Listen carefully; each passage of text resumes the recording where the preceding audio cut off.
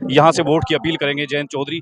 मेरे पीछे आप देख सकते हैं हेलीपैड तैयार हो चुका है, जहाँ लगभग 3 बजे जयंत चौधरी का चॉपर जो है वो लैंड करेगा। पूरी तैयारियां हो चुकी हैं।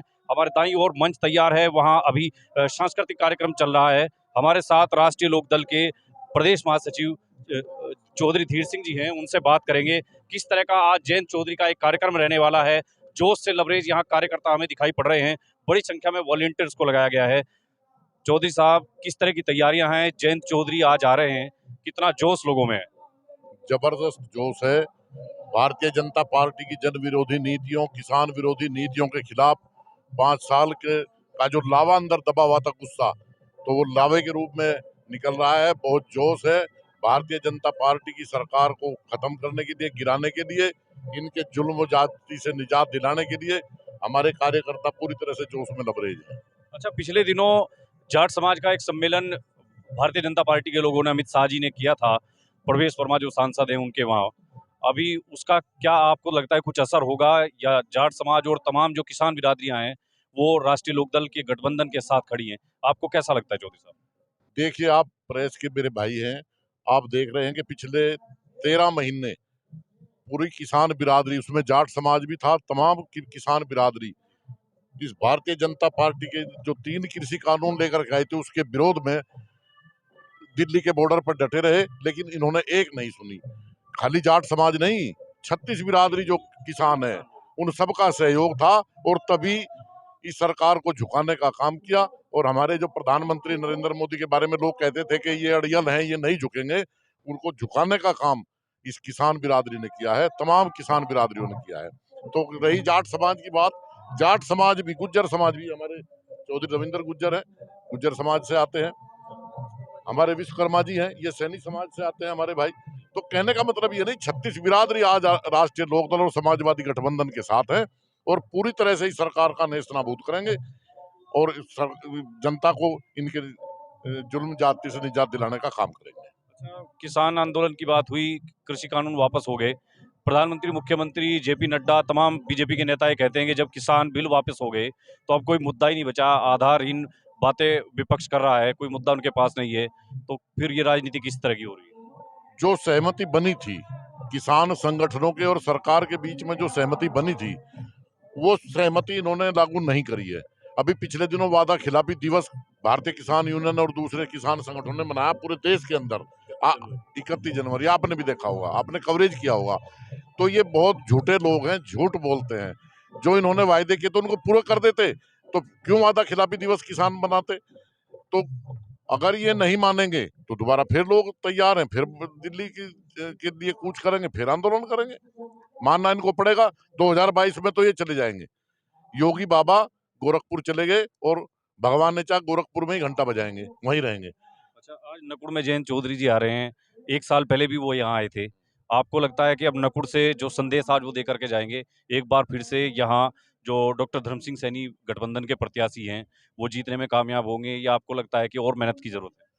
नहीं नहीं, मेहनत की हमेशा जरूरत होती है, लेकिन इस बार जो चुनाव की जो लहर है, ये 1977 जैसी लहर है, आंधी है। भारतीय जनता पार्टी कहीं ठहर नहीं पाएगी। आप ये कल जो चुनाव हुआ है 58 सीटों पर, उन पे कहीं कहीं 1-2 सीट कहीं जीत गए तो बड़ी बात है, वरना तो इनका सुपड़ा साफ हो जाएगा। आप देख लेना, पश्चिम से इनको बनाया था और पश्चिम से ही इनको खत्म करेंगे। पूरब में अखिलेश जी से मेरी बात हुई, परसों यहाँ आए हुए थे। अखिलेश जी ने कहा कि चौधरी साहब इधर से ज्यादा उधर लहर है। तो पूरब में तो हम गए नहीं, आप लोग जाते होंगे। तो बहरहाल पूरे किसान बिरादरी और सभी समाज के लोग, आप देखिए महंगाई ने आम आदमी का जीना दुश्वार कर दिया है।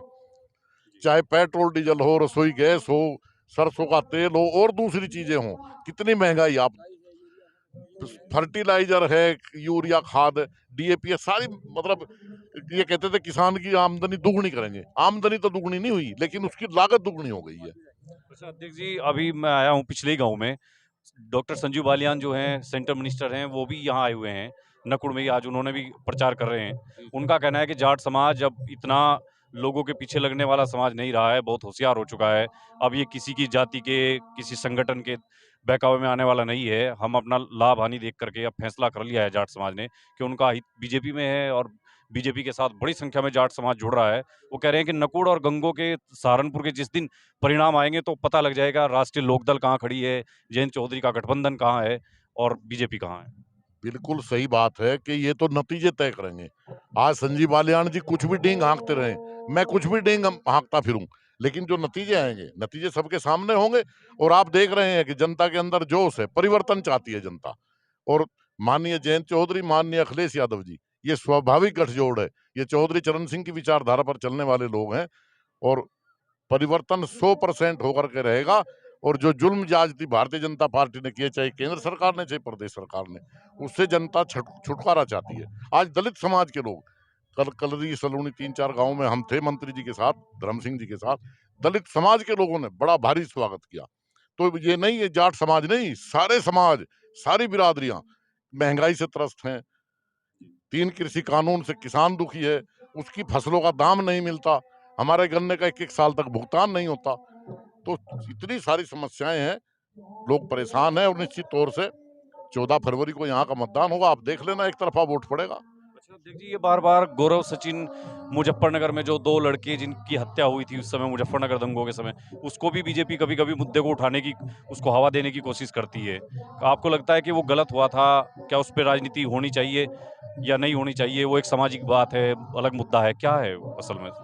देखिए, घटना कोई भी हो, मान लिया एक घटना हुई तो उसके विरोध में, उसकी प्रतिक्रिया में दूसरी घटना हुई।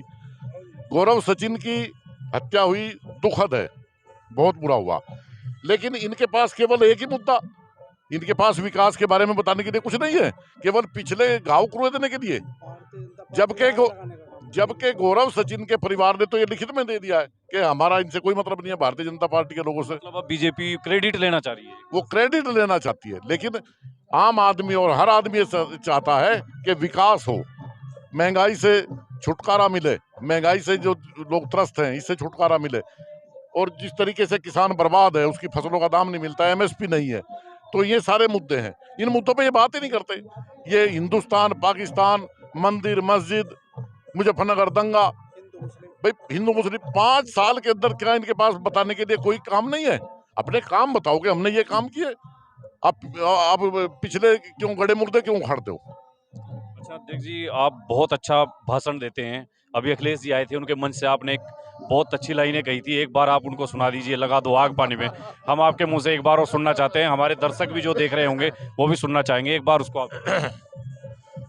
लगा दो आग पानी में, लगा दो आग पानी में, शरारत हो तो ऐसी हो, मिटा दो जुल्म की हस्ती, बगावत हो तो ऐसी हो। बगावत हो तो ऐसी हो।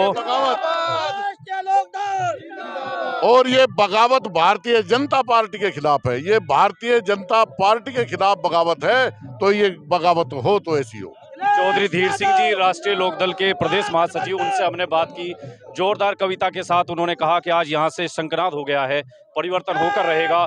नकुड़ सीट पर, गंगो सीट पर और सहारनपुर की तमाम दूसरी जो सीटें हैं उन पर गठबंधन का झंडा लहराएगा, जीत का परचम लहराएगा, ऐसा उनका कहना है। जयंत चौधरी के आने में अब कुछ ही समय बचा है, अब से थोड़ी देर बाद यहाँ उनका हेलीकॉप्टर जैसे लैंड करेगा, जनसभा होगी, हम अपने दर्शकों को वहां से दिखाएंगे।